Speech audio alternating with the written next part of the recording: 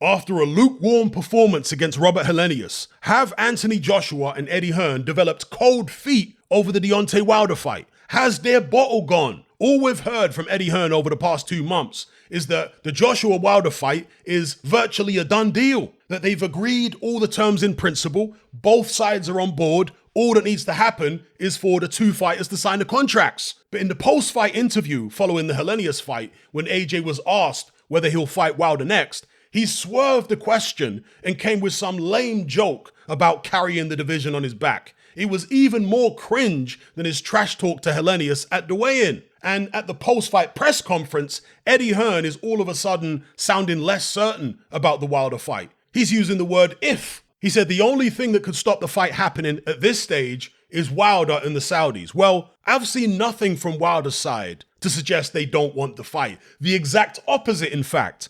I think they're absolutely desperate to fight AJ next, especially seeing how vulnerable he is. I think they've held off the Andy Ruiz fight just so they don't jeopardize the AJ payday. And the Saudis obviously want to fight Eddie. Why wouldn't they? The fact that Eddie Hearn is trying to introduce the possibility that the Saudis might not want it is absurd. Are Anthony Joshua and Eddie Hearn about to do a Tyson Fury and go back on their word here? And look, AJ's gelling with a new coach and trying to get his confidence back after a defeat by having some easier fights, just like Lennox Lewis and Mike Tyson did back in the days. We get it. There's no problem with doing that at all, as long as you're honest about it. What I won't have is you trying to con the fans with a pot of gold over the rainbow just to boost ticket sales for fights against people like Dillian Whyte and Robert Helenius. Look how that backfired on Tyson Fury when he conned the fans over the Usyk fight. It will backfire against AJ and Eddie Hearn even worse financially because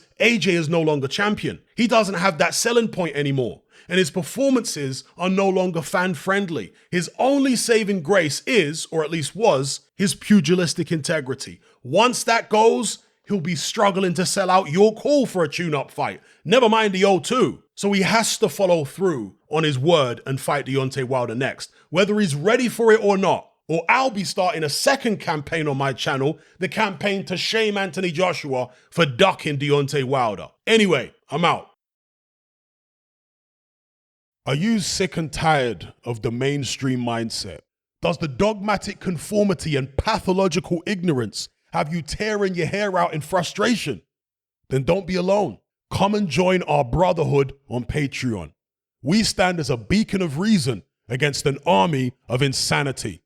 You'll gain access to my weekly topical podcast where we take more deep dives than Jacques Cousteau on an endless variety of subjects. There's also videos, interviews, live Q&As, as well as a vast back catalogue of previous episodes, including my popular Confessions of a Nightclub Bouncer series.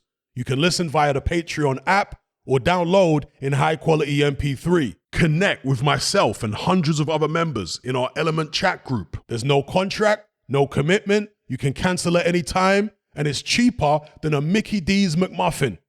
Just head to my Patreon page via the link below this video and select the tier called the Brotherhood of Reason.